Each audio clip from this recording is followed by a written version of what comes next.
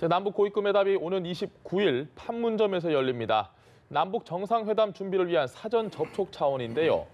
한편 오는 31일 방북하는 우리 예술단의 평양 공연 제목이 봄이 온다로 정해진 가운데 공연에서 부를 노래의 윤곽이 나왔습니다. 네, 그런가 하면 미국의 새 안보수장으로 지명된 초강경파 존 볼턴 전 유엔 대사가 북한의 대화 요청이 시간 벌기 수단이 될 수 있다고 경계했습니다. 문성묵 한국국가전략연구원 통일전략센터장, 신범철 국립외교원 교수 모시고 관련 이야기 나눠보겠습니다. 안녕하십니까? 네, 안녕하십니까? 안녕하십니까? 교수님, 지금 남북 고위급 회담 이야기 먼저 좀 해봐야 될 것 같습니다. 29일이면 이제 수요일인데 일단 어떤 의제가 테이블에 올라갈 것인가 이게 상당히 좀 관심이 많이 모아집니다. 예, 쉽게 세 가지로 정리하면 비핵화가 하나에 이렇게 부리고 그다음에 남북 간의 신뢰 구축 문제 그리고 교류 협력 이렇게 세 주제가 우리 정부가 지금 이렇게 제안을 하려고 하는 그런 내용이라고 생각하고요. 네. 북한 입장에서는 거꾸로 순서라고 생각합니다. 교류 협력을 먼저 이렇게 좀 확대하자는 내용을 다루고 그다음에 남북 간의 군사적 신뢰 구축 그리고 비핵화 문제는 가장 나중에 작은 범위로 이렇게 다루고 싶어하는 게 북한의 속셈이라고 생각하는데 아무튼 이 세 주제에 있어서 균형 있는 접근이 필요하다. 왜냐하면은 교류 협력도 직접적으로 이렇게 진전을 보기 위해서는 제재 문제가 걸려 있기 때문에 그걸 풀어야 되거든요. 그렇기 때문에 북한의 비핵화가 이제 비단 핵 문제뿐만 아니라 남북 교류 협력이라든가 그런 부분 전반에 영향을 미치는 거기 때문에 그러한 논리로서 북한을 잘 설득해 나가면서 비핵화 문제를 잘 다뤄내야 된다. 그렇게 생각합니다. 알겠습니다. 네. 그런가 하면 우리 측 예술단의 3박 4일 일정으로 방북을 하는데 공연 제목이 정해졌습니다. 봄이 온다라고 하더라고요. 네, 정말 그 제목대로 봄이 왔으면 좋겠습니다. 아마 그 봄이 온다라고 하는 제목을 정한 것은 봄이 올 걸로 기대하는 마음, 또 북으로서는 이미 봄이 온 거나 다름이 없다라고 하는 분위기를 만들어서 자기들이 원하는 그런 어떤 대화의 판을 만들고 싶은 마음이 더 많을 거예요. 그러니까 방금 신 교수님 말씀하셨지만 우리 정부는 어떻든 비핵화에 대한 분명한 북한의 의지를 확인하고 그걸 행동으로 이어질 수 있는 그런 계기를 만들어야 그다음에 이어지는 미북 정상회담이 성공으로 이어질 수 있는데 북한은 사실 그런 마음이 별로 없어 보여요. 현재까지 상황으로 보면. 그러니까 북한은 비핵화 문제는 남북회담에서는 최대한 거론하지 않거나 원칙적인 문제만 얘기를 하고 결국 남북 간의 교류 협력, 그들이 경제적으로 어려운 그런 부분들을 풀어가는 그런 쪽에 아마 더 무게를 두려고 할 가능성이 많아요. 그러니까 이미 자기들이 핵미사일을 가지고 있더라도 봄은 온다. 핵이 있어도 봄은 된다. 이제 이런 분위기를 만들고자 하는 마음이 많을 것 같은데 우리가 그런 이 눈앞에 펼쳐지는 환경만을 보고 판단해서는 상당히 나중에 우를 범할 수도 있기 때문에 아마 우리 정부는 그런 부분을 잘 알 겁니다. 그렇게 아마 대처하리라고 봅니다. 알겠습니다. 센터장님, 지금 뭐 고위급 회담도 관심이지만 이제 우리 측 예술단이 가서 공연단이 가서 어떤 공연을 펼칠까. 근데 여기에 싸이 씨가 지금 포함이 되느냐 마느냐 이런 얘기가 있습니다. 상당히 좀 흥미로운 부분이거든요. 그렇죠. 이제 원래는 포함이 안 돼 있던 인원인데 이제 추가하는 걸 북측과 아마 협의를 하는 것 같아요. 싸이 그러면 뭐 전 세계가 다 아는 유명한 팝스타 아닙니까? 강남 스타일로. 아유, 그러면 뭐 강남 스타일이 전 세계를 흔들었으니까요. 그런데 아마 북측이 좀 난감한 입장을 표현하는 것 같아요. 저는 뭐 이 싸이의 노래를 많이 알고 있지는 않습니다만 일부 곡이 아마 북한으로서는 아마 받아들이기 매우 어려운 그런 내용이 될 수 있고 사실 이번 예술단의 방북을 북측이 받아들인 것은 지난번 북측 예술단의 방남에 대한 답방 형식이고 또 역시 교류라고 하는 것이 일방적으로 이루어지는 것이 아니기 때문에 오고 가는 그런 교류의 모습을 보여주기 위한 그런 의도는 분명하지만 북한이 그동안 보여준 태도를 보면 그런 뭐 남측이나 가요나 특히 K-팝이나 이런 한류는 퇴폐 문화다. 북한에서 배격해야 하는 것인데 그걸 평양 한복판에서 주민들에게 보여주는 것이 굉장히 부담이 될 거예요. 그런 부담을 감수하고라도 봄이 오는 것을 보여주고 싶은 그런 면이 많은데 어쨌든 북측이 과연 수용할지 여부는 좀 지켜봐야 될 것 같고요. 이런 뭐 서로 음악, 이 예술의 교류는 우리 남북 주민들 간의 인식을 함께하고 공감대를 펼치는 데는 상당히 좋은 그런 기회라고 저는 생각을 합니다. 알겠습니다. 네, 그리고 지금 소녀시대 서현 씨가 지금 사회자로 낙점됐다는 얘기도 들리고 있고 이 두 번 공연을 하는데 이 두 번째 공연 같은 경우에는 합동 공연이 추진되고 있다는 얘기도 들리던데요. 예, 사회 부분은 그 서현 씨가 지난번에 북측이 우리에게 와서 공연을 할 때 참석을 했었죠. 예. 그런 의미에서 다시 이번에 북한에 가서 사회를 맡는 그런 역할을 부여할 것 같고요. 협연 부분도 우리 측이 제안을 한 것 같습니다. 뭐 남북이 하나로 어우러져서 음악을 만드는 것도 의미가 크기 때문에 그런 부분의 논의는 진척시키는 것이 좋다 이렇게 생각하고요.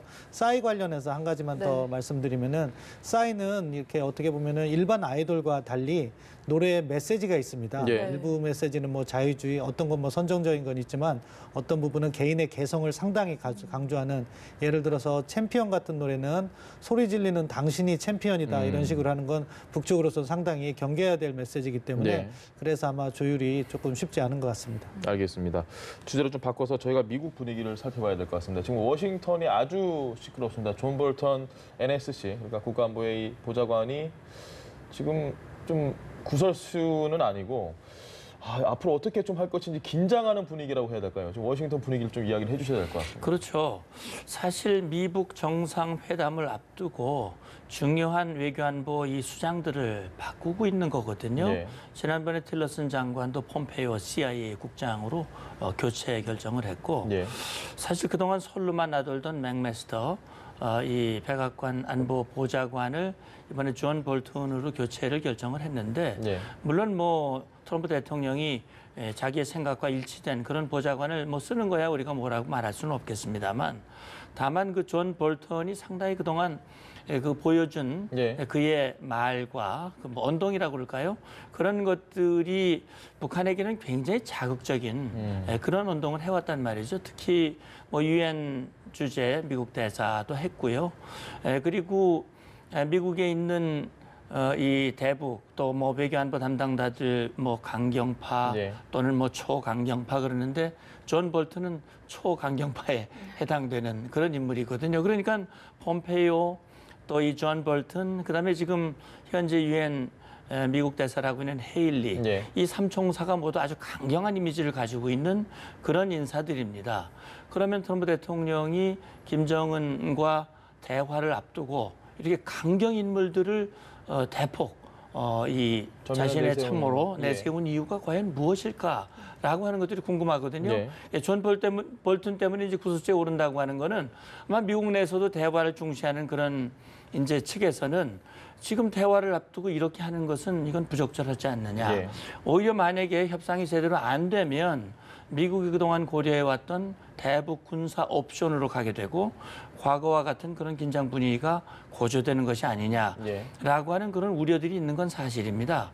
그러나 한편으로는 또 이렇게 함으로써 북한의 아주 완전한 결단, 다시 말하면 과거와 같이 뭐 비핵화하는 척하면서 시간 벌고 그러면서 위기를 모면하는 그런 형태의 협상은 하지 않겠다라고 하는 아주 강력한 메시지를 지금 보여주고 있는 것이 아닌가 하는 생각도 들고 우리로서는 미국 정부와 더 투명하고 또 신뢰에 기초한 그런 소통이 아마 중요한 것 같습니다. 알겠습니다. 네, 이 볼턴에 대한 미국 내에서 나오는 평가 중에 볼턴은 반대를 용납하지 않는다 이런 평가가 좀 눈에 저는 띄었는데 실제로 어떤 인물인지가 참 궁금하거든요. 이제 뭐 일반적으로 네오콘의 핵심 인물이라고 합니다. 예. 네오콘이라는 것은 어떻게 보면 미국이 지향하는 가치, 민주주의라든가 인권 이런 걸 위해서는 미국이 가진 힘, 그러니까 군사력을 포함하는 겁니다. 예. 힘을 사용해야 된다. 이런 어떻게 보면 신념을 갖고 있는 집단입니다. 그래서 네오콘이 주도를 해서 이라크전이나 아프간전을 갖다가 주도했기 때문에 그 부분에 있어서 많은 비판을 받았는데 존 볼턴 같은 경우에는 그 전쟁조차도 잘했다고 계속해서 주장을 하고 있는 그런 인물입니다. 그리고 북한 문제에 있어서도 초강경 입장을 계속해서 견제해왔고 뭐 군축 차관 시절에는 그 육자회담 개최되기 전에 북미 접촉 과정에서 북한에 대해서 아주 강도 높은 비난, 그래서 북한이 어떻게 보면 존 볼턴을 거절했던, 그래서 회담에 참여하지 못했던 그런 악연도 있습니다. 그 이후에도 계속해서 북한 문제에 있어서는 초강경 입장을 계속해서 전개해왔고요. 존 볼턴 개인적으로 본다면은 상당히 명석한 사람입니다. 예일대를 나오고 예일대 로스쿨을 네. 우수한 성적으로 졸업해서 법무부에서도 근무하고 국무부에서도 근무하고 상당한 커리어를 쌓아놨는데 말씀하신 것처럼 자기가 똑똑하다고 믿기 때문에 고집이 세다는 단점이 있습니다. 그리고 자기 말을 거부하는 사람들은 자기 부하 직원인 경우에는 가차없이 잘라내고 그런 과정이 있기 때문에 그런 이야기들이 나왔던 거라고 생각하는데요. 예. 근데 너무 걱정하실 필요는 없다. 저는 이렇게 생각하는데 왜냐? 존 볼턴 스스로도 밝혔습니다.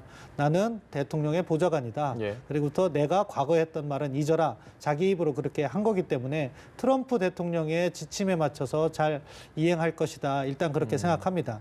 이제 북한 핵 문제와 관련해서 과연 그럼 존 볼턴이 들어감으로써 이 판이 예. 깨지지 않나 이런 걱정을 하시는 분들도 계신데 기본적으로 북한의 입장이 중요하다고 생각합니다. 뭐냐면은 북한이 정말 우리가 미국에게 전달했던 것처럼 비핵화, 예. 디뉴클리어라이제이션, 비핵화의 의지가 있다면은 그 속도라든가 보상 문제에 있어서 아주 사소한 협상에 그러한 어려움은 있을지 모르겠지만 기본적으로 그 틀은 존 볼턴도 트럼프 대통령의 지침에 따라서 예. 받을 것이라고 생각합니다.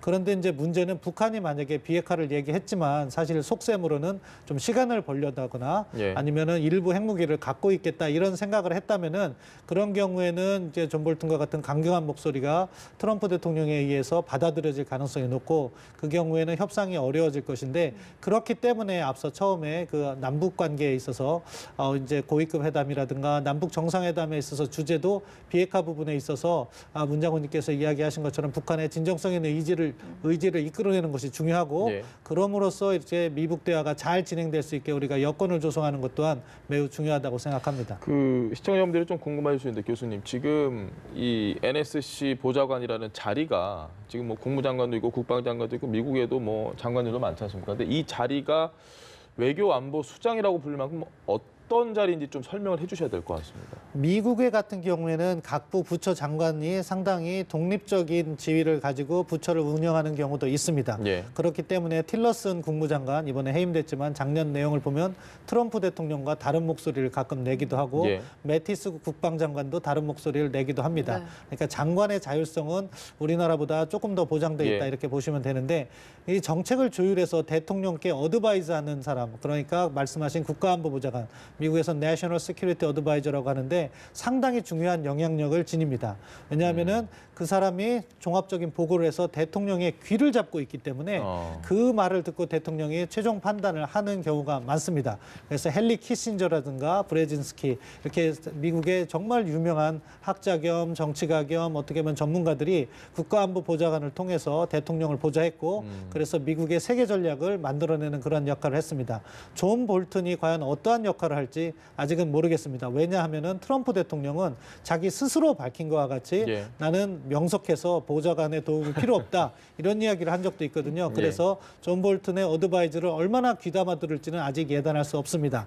그렇기 때문에 너무 걱정하실 필요는 없다고 생각하지만 그 과정에서 존 볼턴의 역할은 상당히 크다. 그것이 미국이 전통적으로 국가안보보좌관이 해왔던 역할이다. 이렇게 보시면 될 것 같습니다. 알겠습니다. 네, 지금 사실 우리가 이렇게 볼턴에 관심을 갖는 이유가 이제 앞으로 핵 협상을 하는 데 있어서 중요한 역할을 하기 때문인데요. 하나만 더 질문을 드리자면 지금 핵 협상을 하는 방식에 있어서 뭐 볼턴은 뭐 이란식을 선호한다, 뭐 싫어한다, 뭐 이런 식의 이야기가 나오고 있어요. 근데 이란식, 뭐 리비아식의 이야기가 어떤 건지 좀 우선은 설명을 좀 부탁드려야 될 것 같습니다. 쉽게 말씀드려서 리비아식은 완전한 핵 해체고 예. 해체 후 보상이라고 보시면 될 것 같고요.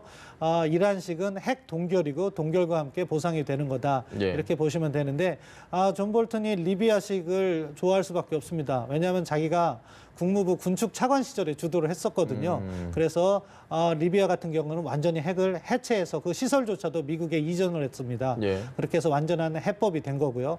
이란 핵딜 같은 경우에는 오바마 정부에서 했던 것이고 당시에도 지금도 이란의 핵 개발 수준이 북한과는 다릅니다. 예. 그래서 초기라고 볼 수 있기 때문에 일종의 농축은 허용하지만 그걸 갖다가 동결시킴으로 해서 더 이상의 핵 능력을 갖지 못하게 해주면서 이란에게 제재도 해제해주고 이렇게 경제적 보상을 하는 그런 접근을 했는데요. 이제 존 볼턴의 입장에서 또는 미국 공화당 자유한국당 주류의 입장에서 볼 때 북한의 핵 문제는 아주 독특합니다. 예. 왜냐하면은 이란이나 리비아하고 비교하기에는 너무나도 핵 능력이 고도화됐습니다. 예. 따라서 어떻게 보면 이란 핵 방식의 동결로 가기에는 미국이 안아야 될 리스크가 너무 커진 거죠. 그렇기 때문에 미국 주류의 입장에서는 리비아식을 선호할 수밖에 없습니다. 다만 리비아식은 이제 거꾸로 북한이 리비아식을 받을 수 있겠느냐 상당히 싫어할 겁니다. 왜냐하면 리비아식 같은 경우에는 완전한 핵 능력 해체에다가 보상의 속도가 북한이 생각하는 것보다 훨씬 늦습니다. 따라서 이제 이거를 조율함에 있어서는 어떻게 우리 정부의 입장에서도 북한도 완전히 비핵화가 돼야 된다는 입장을 우리도 같이 하고 있기 때문에 그런 핵 해체 과정은 리비아식으로 해라. 다만 보상에 있어서는 조금 더 빠른 보상이라든가 제재 해제라든가 이런 걸 갖다가 북한이 원하는 수준으로 맞춰줄 수 있는 접근을 함으로써 완전한 비핵화와 북한의 그 수용 가능성 이것을 두 개를 모두 살리는 접근이 필요하다 그렇게 생각합니다. 알겠습니다. 선생님 오랜만에 질문 드린 것 같습니다. 지금 리비아식이 나오고 뭐 이란식이 나오는데 뭐 미국에서는 리비아식을 선호할 것이다라는 예측이 가능하긴 하지만 현재 북한 상황이 그 리비아하고는 좀 많이 다르지 않습니까? 이걸 받아들일 수 있을까요? 예, 그러니까 이제 북한이 가장 민감한 반응을 보인 것이 바로 리비아식이거든요. 예. 그리고 북한이 늘 기회가 있을 때마다 얘기를 했어요. 리비아 같은 경우 핵을 너무 쉽게 포기해가지고 결국은 카다피가 그런 비참한 최후를 맞이했다. 그거 아주 중요한 그 반면교사가 됐고 그래서 우리는 그런 길은 절대로 가지 않을 것이다라고 기회 있을 때마다 천명을 해왔어요. 그러니까 그런 입장이 과연 지난 1월 요 사이에 과연 북한이 바뀌었느냐 하는 부분인데 지금으로서는 그것이 바뀌었는지를 확인할 방법이 전혀 없습니다. 이제 다만 29일 날 이제 남북 고위급 회담이 열리게 되고 그다음에 5월에 있을 북미 정상회담 전에 아마 틀림없이 실무 차원의 접촉들이 있을 겁니다. 그렇다면 미국의 입장과 북한의 입장이 명확하게 드러나게 될 것이거든요. 그러니까 우리로서도 사실 리비아식 모델 완전한 핵폐기로 가야 됩니다. 그래야 한반도의 평화가 올 수 있고 남북 교류가 가능합니다. 그러니까 북한이 김정은이 정말 어려운 결단을 해야 되는 것인데 저는 그런 현명한 결단을 하기를 바라고 그래야 북한이 생존할 수 있다고 봅니다. 그러니까 보상이 느릴 거라고 한다면 폐기를 빨리 하면 됩니다. 빨리 하면 보상이 빨라질 수 있는 거니까 그래서 북한이 과거와 같이 만약에 시간이나 벌고 국제사회를 기만하는 그런 형태로 가능하다고 지금 또 판단하고 있다면 큰 오산이다. 그러니까 지난번 트럼프 대통령이 북미 정상회담을 합의할 때 얘기한 것이 북한의 항구적 비핵화를 위해서 만나겠다라고 얘기를 했기 때문에 그것이 아니라면 볼튼도 얘기했잖아요. 시간을 끌려고 하는 그런 제스처가 보인다면 아마 협상, 회담은 굉장히 빨라질 것이다. 트럼프 대통령은 박차고 나올 것이다. 라고 하는 것은 그다음에 미국이 추가적인 어떤 선택을 하는 명분을 미국에게 줄 수밖에 없고 우리도 동맹으로서 따라가지 않을 수 없는 그런 상황이 될 수도 있기 때문에 북한은 아마 이 상황을 보고 아마 잘 판단을 해야 될 거예요. 알겠습니다. 마지막으로 하나만 좀 더 여쭤보겠습니다. 반가운 소식일 수 있는데 풍계리 38로스에 따르면 풍계리 핵실험장에 그 작업하는 것들 인력도 좀 철수하는 것 같고 작업도 중단되는 것 같고 아주 좀 좋은 소식인 것 같습니다. 저희가 근데 섣불리 이렇게 좀 판단하기는 아직 이른 거죠. 예, 그러니까 이제 그 풍계리뿐만이 아니라 북한의 그 원전 시설이 있는 그쪽 지역의 움직임도 거의 중단이 되거나 둔화됐다고 그래요. 그러니까 김정은이 우리 특사를 통해서 밝혔듯이 추가 핵실험하지 않는다. 대화가 진행되는 동안 추가 도발은 하지 않겠다라고 약속한 것이 빈말이 아니고 우리는 행동으로 보여준다라고 하는 것을 사실 뭐 38로스가 다 보고 있고 인공위성이 보고 있다는 걸 북한이 너무나 잘 알고 있기 때문에 그런 행동을 보여줌으로써 우리의 말은 진실성이 담겨져 있다라고 하는 것을 보여주는 것인데 사실 우리가 바라는 것은 그런 정도가 아니고 정말 완전한 폐기를 원하는 것이기 때문에 완전한 비핵화의 의지를 실천적인 행동으로 보여주는 것. 다시 말하면 4차를 통한 검증을 통한 완전한 폐기. 이런 의지가 있느냐 없느냐가 앞으로 있을 정상회담, 두 번에 있을 정상회담의 결과를 좌우한다고 봅니다. 알겠습니다. 네, 알겠습니다. 오늘 두 분 말씀 여기까지 들어보겠습니다. 지금까지 문성묵 한국국가전략연구원 통일전략센터장 그리고 신범철 국립외교원 교수와 함께했습니다. 말씀 잘 들었습니다. 감사합니다.